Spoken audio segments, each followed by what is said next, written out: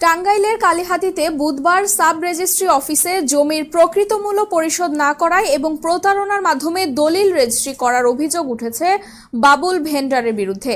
এই ঘটনায় ক্ষুব্ধ জমির প্রকৃত মালিকেরা অনশন কর্মসূচি পালন করেছেন এবং সংশ্লিষ্ট দপ্তরে লিখিত অভিযোগ জমা দিয়েছেন।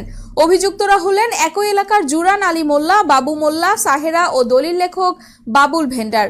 ভুক্তভোগীরা প্রতারক দলিল লেখক ও ক্রেতাদের দৃষ্টান্তমূলক শাস্তি দাবি করেন। এ বিষয়ে টাঙ্গাইল জেলার রেজিস্ট্রার জাহাঙ্গীর আলম বলেন, আমরা অভিযোগ পেয়েছি, তদন্ত সাপেক্ষে প্রয়োজনীয় ব্যবস্থা গ্রহণ করা হবে। প্রতারণা সিডারি করছে যেহেতু তাদের কাছে আমরা সম্পদ আর দিতে চাই না, আমরা সংসদের জমিন আমরা আর কোনো কিছু চাই না, আমরা জমিন ফেরত চাই।